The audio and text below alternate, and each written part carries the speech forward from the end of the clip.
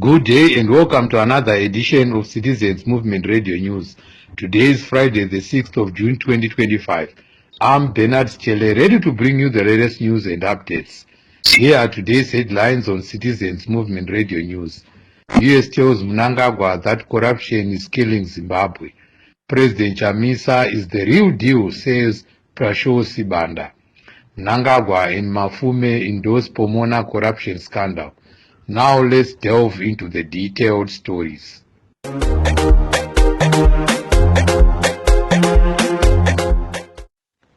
The US Embassy in Harare has warned the corrupt ZANU-PF dictator Emmerson Mnangagwa that corruption is the chief reason behind the country's economic collapse. Speaking at the commemorations of US Independence Day, Ambassador Pamela Tremont urged the Zimbabwean government to curb corruption for the country to realize its full potential. Former opposition lawmaker Eric Gono said Zimbabwe will not make any economic strides under a corrupt leader like Mnangagwa. Gono said, "The United States ambassador to Harare has warned Mr. Mnangagwa and his government that if they don't act on corruption, there is going to be a continuous demise of the Zimbabwean economy." This is the cry that many Zimbabweans have always said, especially those in the alternative, where corruption has been singled out as the major setback in terms of the growth of the economy of Zimbabwe. However, this warning, like many others before it, will fall on deaf ears because the government of Zimbabwe itself and these top officials, they are the epitome of corruption. We have seen this through the recently commissioned Timbudzi roundabout, where figures were inflated. We have seen this even now on the Pomona thing, where government officials are at the forefront of swindling the people of Zimbabwe. So we're not going to see any change to the better. Actually, things are going to get worse because the people that are in government, they are so selfish that they want to take the economy of Zimbabwe and put it in their pockets. This is the problem that we are going to face, and this is the problem that we have been facing for the past 44 years of ZANU-PF rule. Black people who are so discontent with what they already have and they want to grab everything for themselves, despite the fact that the majority of citizens are suffering. Former Cowdrey Park MP Prasho Sibanda, who resoundingly defeated Mthuli Ncube before being recalled by Sengezo Chabangu, has heaped praise on Advocate Nelson Chamisa for his leadership style. Sibanda said Advocate Chamisa's ability to articulate issues of ordinary citizens is the reason he garnered more than 2 million votes in each of the last two general elections. ZANU-PF dictator and Harare Mayor Jacob Mafume yesterday endorsed the Pomona scandal, which will see Delish Ngwayo and Sean Mnangagwa's company pocketing US $160 million in 5 years for collecting refuse. In his speech, Mnangagwa promised to make sure Mafume remains as mayor of Harare. In return, Mafume described his relationship with Mnangagwa as a perfect marriage. The Pomona waste management deal was vehemently rejected by residents of Harare, saying it does not serve their interests.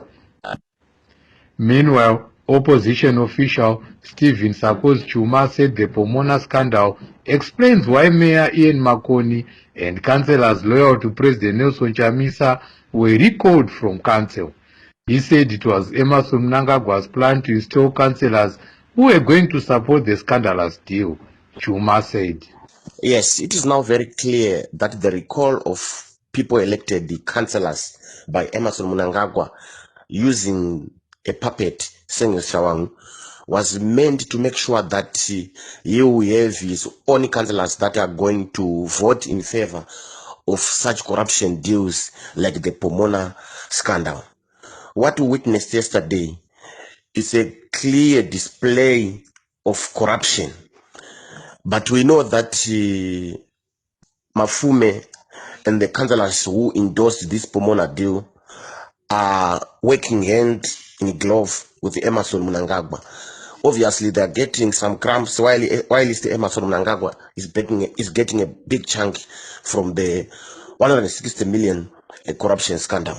This is very sad, but at the end of the day, we know that our people elected representatives like Mayor Ian McCon, who was recalled, and other councillors like Samuel Benzi, who were recalled. These people made good for the people, and come another election, the people of Zimbabwe, the citizens, the residents of Harare are going to vote correctly for people who have people at heart and remove criminals that are working in cahoots with the ZANU-PF.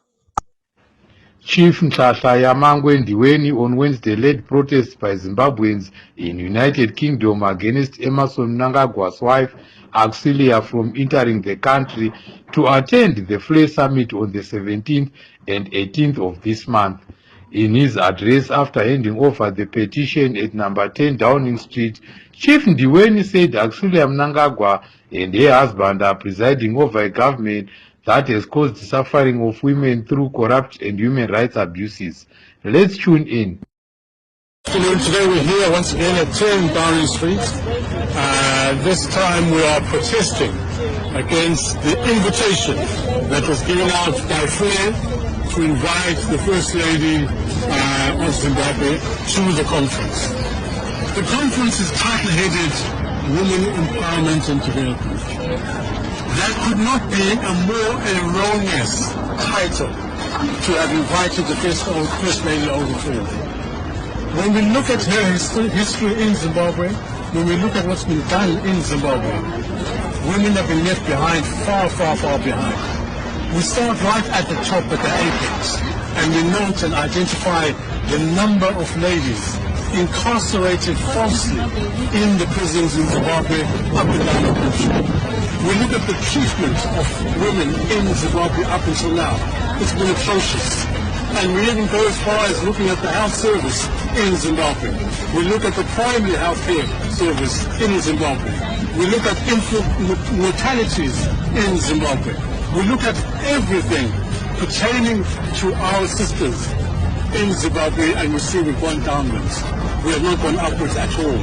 So it begs the question, why did FLE invite the First Lady over here for this particular conference?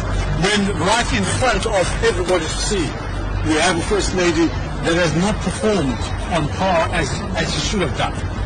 A case in point, whether people are looking at various issues and marital problems that come through, the highlighting point is to see the terrible situation that the Vice President's ex-wife has been treated appallingly, whereby a woman is dragged in before the courts.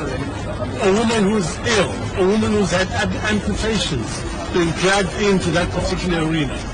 That epitomizes to say, what is the gender situation in Zimbabwe? We touch on her purely because we then cascade that whole information downwards to the young girls, girl marriages in the rural areas, girl trials, all the issues associated with that. And what comes to that, we're looking at the dropout rate of young girls from primary schools to secondary schools, let alone universities, let alone within the employment sectors. We're not even coming to that at all. So really, when we look at what has been going on in Zimbabwe with gender issues, we have fallen far, far, far behind. And the First Lady of Zimbabwe should not have been invited. Should not have been invited here to the United Kingdom. And for us, we're protesting here. But the good thing is, we are standing on principle. We know that if we stand on principle, our documentation we handed in today, the recordings that we're doing now, they will stand up for millions of years, because we are standing on principles, and at any given point in time, they can refer back to that. Today marks exactly 53 years after the Kamandamba mine disaster in Hwange Colliery. 427 mine workers lost their lives after the collapse of the coal mine. Opposition MP for Hwange Central, Honorable Molokeli, has urged the government to support families of the victims of Kamandamba disaster. He also urged the government to ensure that mining companies follow the country's safety rules to make sure that such tragedies do not reoccur. The late former Zambian President Edgar Lungu, who passed away in South Africa, will be remembered for supporting ZANU-PF dictatorship in Harare. It was during Lungu's time as president that then MDC Alliance Vice President Tendai Biti was arrested at the Zambian border after the 2018 general elections. Lungu was also reportedly given campaign funds by ZANU-PF in excess of US $20 million. In his home country, Lungu had a tainted legacy of repression targeting opposition members when he was president of Zambia. Dictators should learn from the untimely deaths of other dictators who think that repression targeting opposition members will save them from death. They think restricting freedom of expression, punishing individuals for speaking out against the government save them from death. Dictators think concentrating power in the hands of a single individual or a group, limiting checks and balances, will save them from death.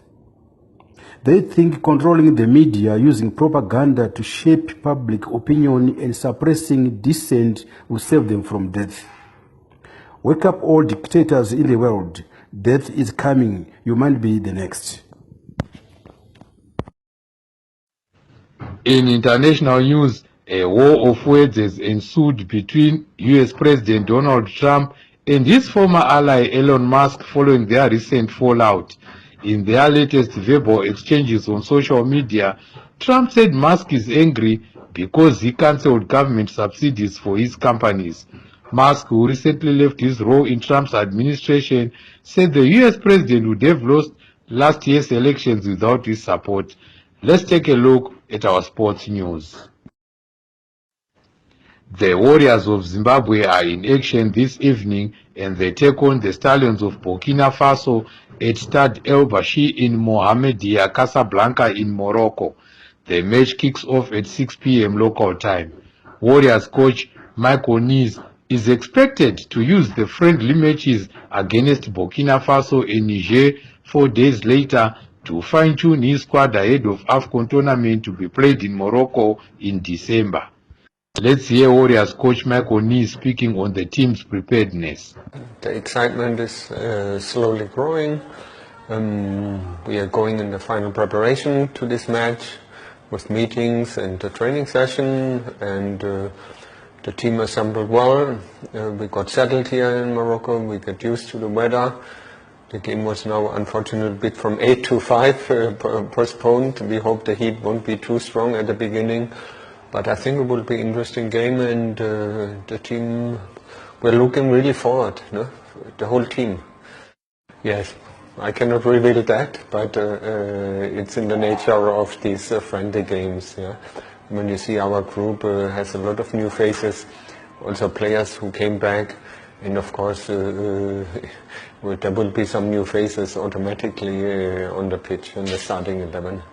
Well, it's not only about winning. First of all, it's about a performance. We must gradually improve our performances, and that's the best prediction for a good result. No? We have to respect also the opponent. They're a little bit higher ranked than us in the FIFA ranking. It's a good side. They also qualified for the CAN. They're in second position in the World Cup group. They have some very good players. For us, it's we want to win, no doubt about that. But we also want to integrate the new players and see if they can cope on that level, no? And how they settle in our way of playing together. We are confident in our own abilities, and let's see how the match evolves. But of course we will give everything, we try everything, but football we also have to respect the opponent. I don't know if the game is live on TV. If so, please switch on the TV or your PC or a laptop or whatever and watch it, because even when fans are not attending the match, cannot attend the match in the stadium, we still feel the support from a distance, that's for sure.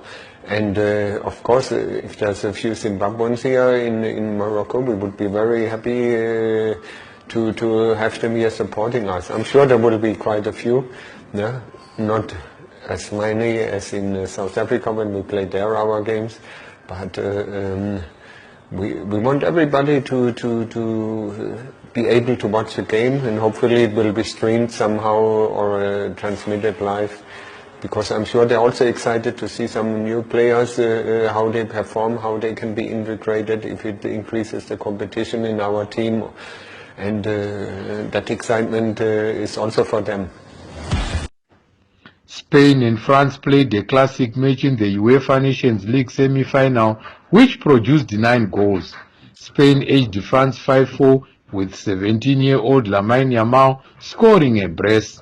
Nico Williams, Mikel Merino and Pedri all scored for Spain, while France replied with Kylian Mbappe, Ryan Cherki, Kolo Muran and an own goal by Spain defender Vivian. Spain will meet Portugal in Sunday's final. To conclude our Citizens Movement Radio News, here are the headlines once more. US tells Mnangagwa that corruption is killing Zimbabwe.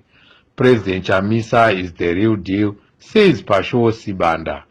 Mnangagwa and Mafume endorse Pomona corruption scandal. The news on CMR English. I'm Bernard Stile, me and the whole news team wishes you all a good night.